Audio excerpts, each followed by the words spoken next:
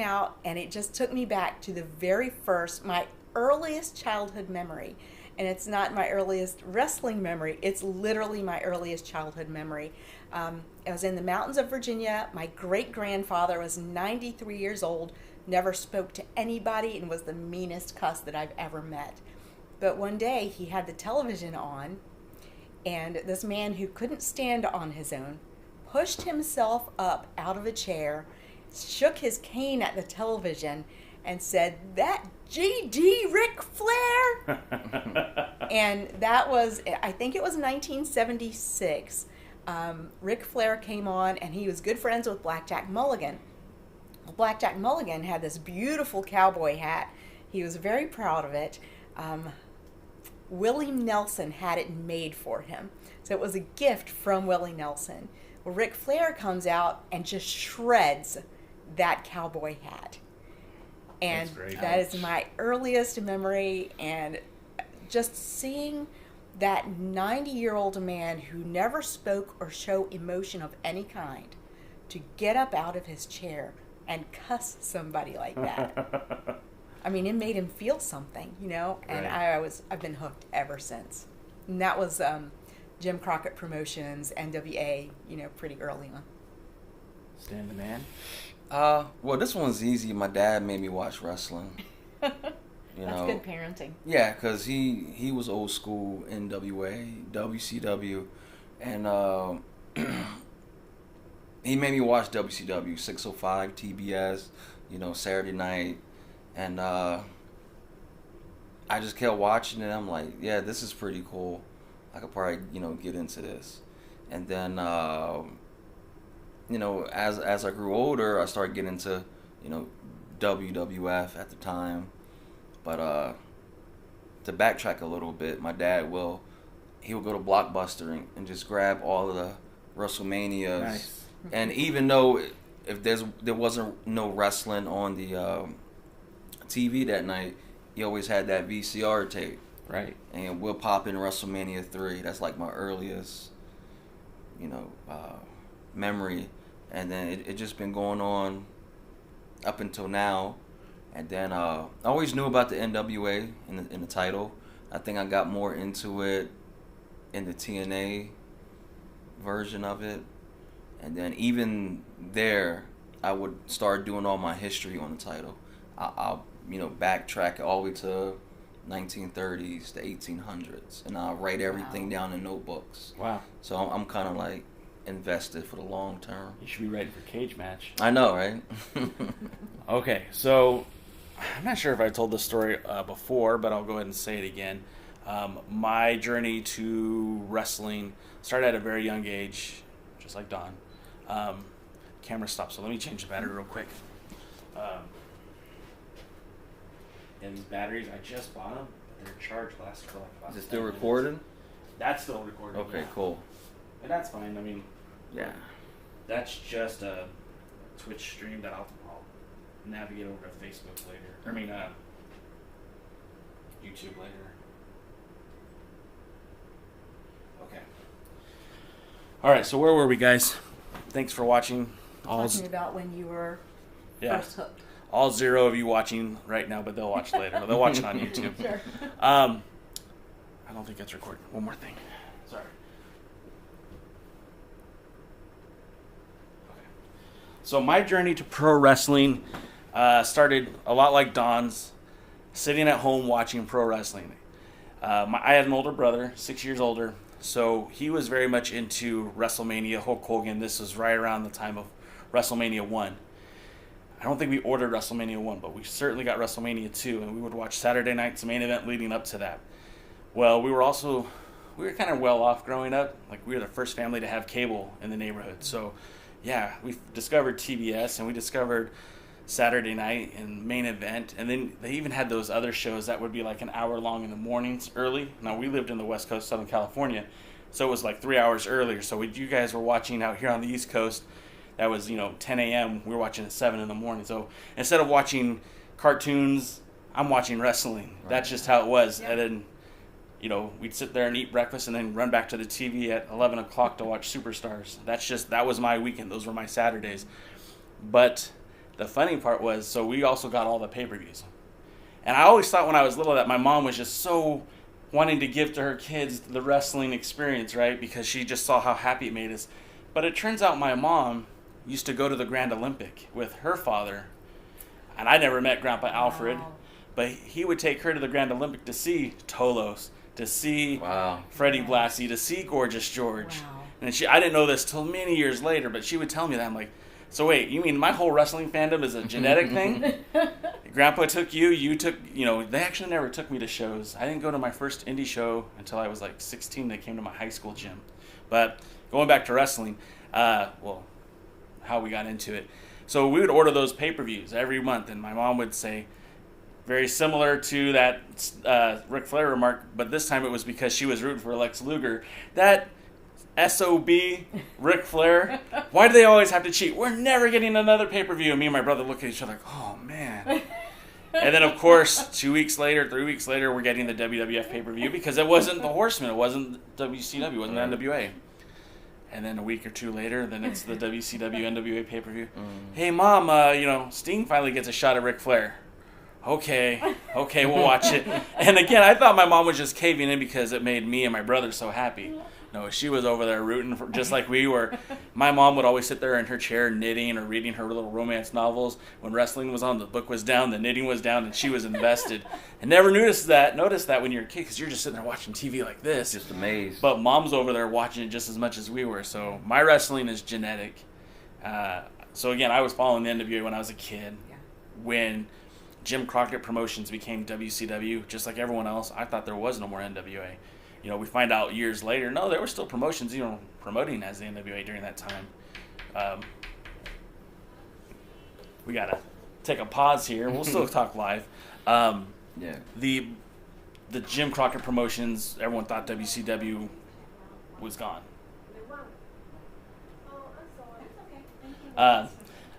Live, we got distracted by housekeeping.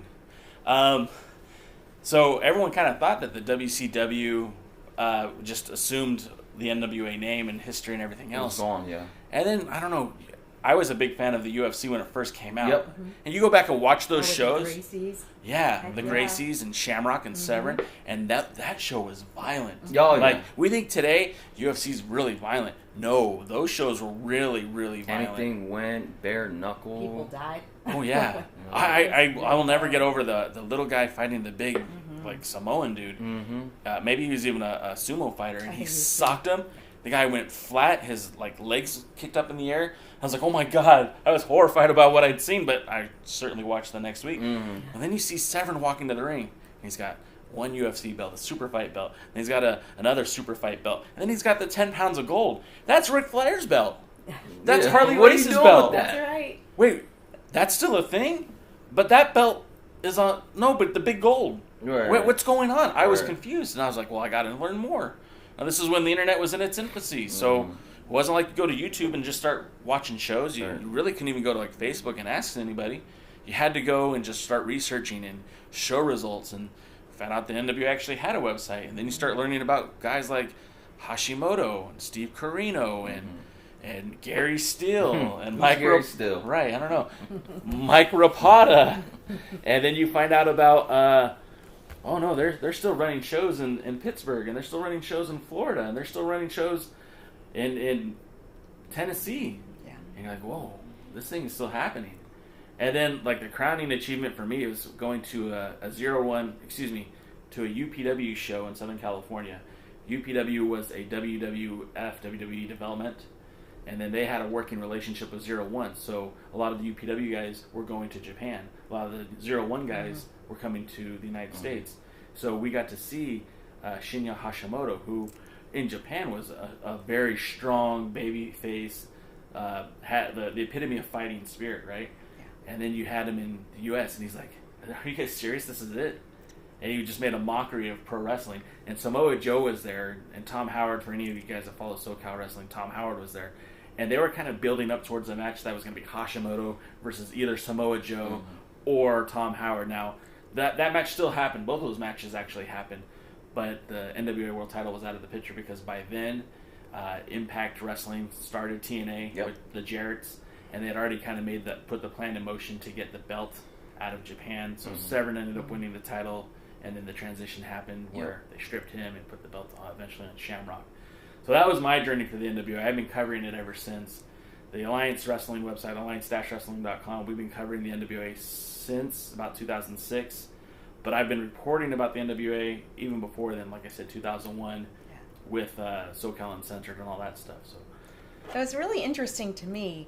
We're sitting here talking about how we got involved with wrestling, and it's literally a family legacy for all of us, right? Yeah. I mean, in a way, I'm just curious for you guys out there, how many of you are legacy wrestling fans?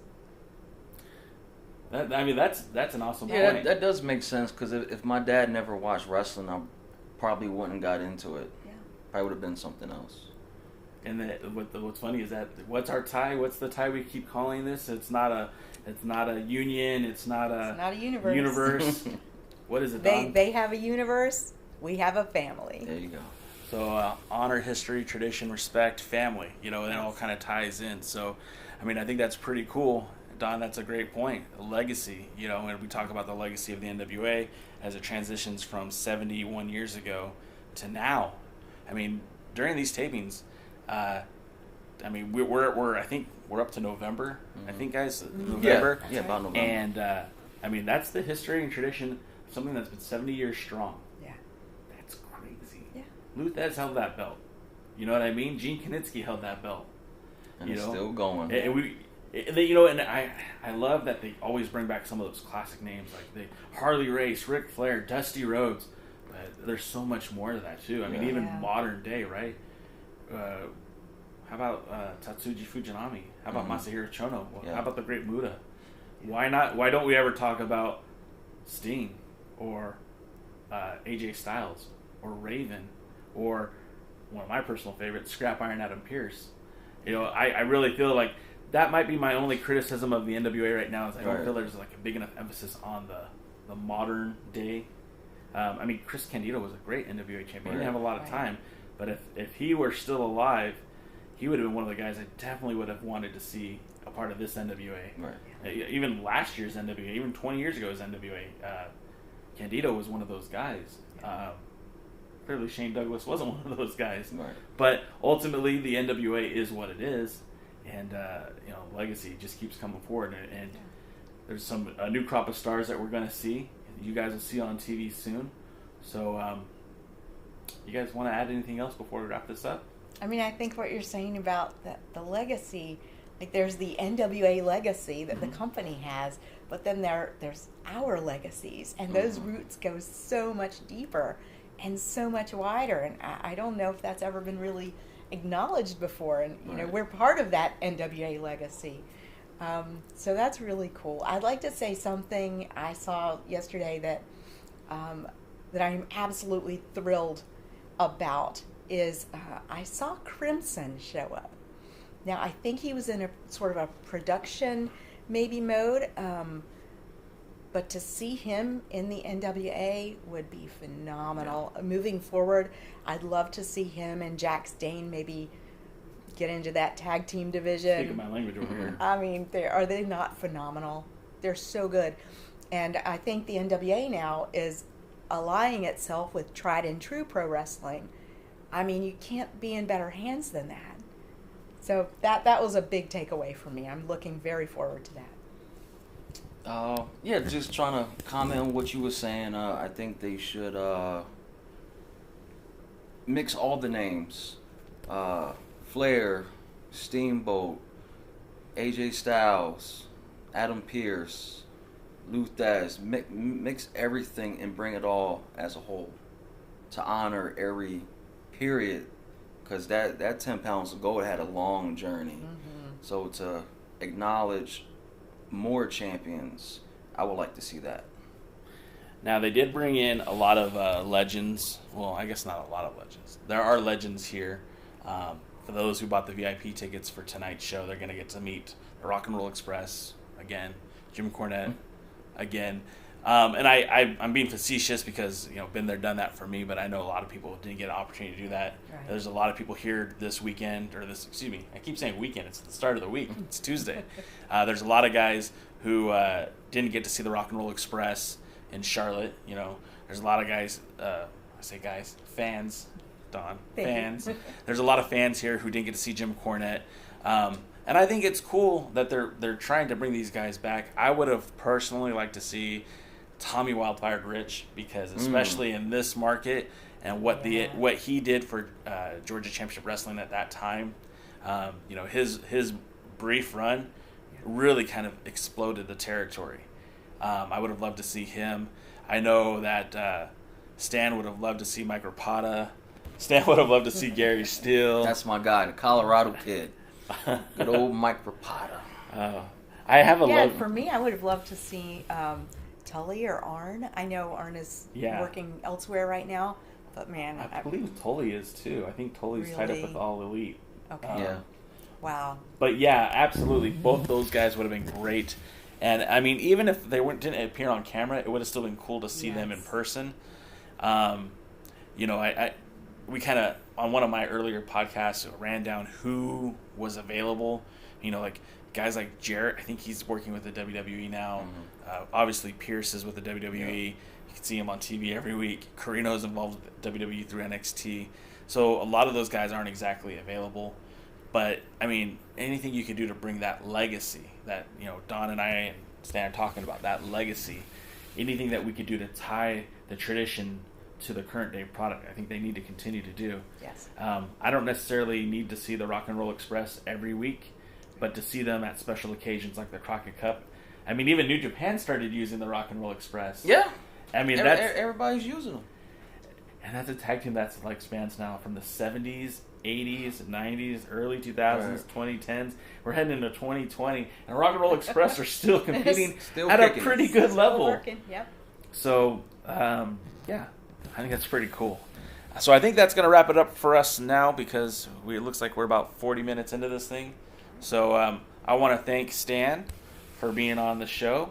My pleasure. I want to thank you, Don, for also being on the show. Thank you. I love being here. And guys, again, we talked about it early in the show, but remind everyone, how can they follow you on Twitter, Instagram, Facebook, or any social media you want to plug? The Dawn of Wrestling. Just look for the Dawn of Wrestling, and I'm there. Twitter, New Japan Stan. And then, do you guys have any passion projects that you're working on that you want to plug real quick while we're here? Actually, there's a little thing I've been working on. I've been putting together some videos called My NWA Legacy, and it's about people and their family history with wrestling, with the NWA specifically. So stay tuned for the Dawn of Wrestling for that? Stay tuned. Okay. Dan, anything you're working on? Just mainly little things about belts. Since I was researching the 10 pounds of gold, I kind of real quick, I just want to. Okay. This is Stan's belt, by the way. His is a lot nicer looking than mine. It's very beautiful. I call mine Sweet Charlie because she's the replica. 10 pounds of replica. Sweet Charlie. So what I'm doing right now is I am tracing every title, every 10 pounds of gold, whether it was a different version, was it a different style. And right now I can say that throughout the years, there's been at least 9 or 10 different domes, different styles. Yeah. And I think that's what I'm going to try to finish up, hopefully this week. Cool, man. Yeah. Well, hey, if you need a place to put that, you know where to. Oh, yeah. You have connections. And then lastly, I want to say this from the bottom of my heart. Thank you, Mr. Adam Rotella. Because honestly, this doesn't happen unless your crazy conspiracy theories, your red phone, your camera tap with the pencil, and your wild mustache. That doesn't happen unless you kind of get the ball rolling. Yes. I've been covering the NWA for about, I think I said like 7, it's 2006, almost 18 years, 17 years. Never did I have this kind of camaraderie with fans. Never did I have these interactions. The friends that I did make, I've never actually met in person. Right. So this is pretty cool. Yeah. And I credit Adam for getting the ball rolling. Obviously, the NWA, you should be taking a look at what Adam's done just for your fan base, because he galvanized 5 different people, two of which aren't here, to follow this brand. And I was already following it, and I think you guys were already following it too, but to galvanize a fan base. We have a similar voice, a similar message, a similar interest, and here we are all talking about the NWA. None of us live in Atlanta, so all of us traveled to be here, and all of us are representing your fans. So I want to tip my hat that I'm not wearing to Mr. Rotella. Thank you, buddy, and visit his website or Twitter page, kfabetees, or at Adam_Rotella. I want to give him a cheap plug. So until next time, guys, this is Jake Hal. This wasn't a Jake Hal's View. This wasn't an Alliance Guys podcast. I'm not really sure what to call it, but I had a blast doing it. Maybe we could do it again sometime in the future. Do it again. For sure. All right. Say goodnight, guys. Or goodbye. Goodbye. Goodbye. See you at the matches. Oh, we took my line. That was good. Cool. Oh, yeah. And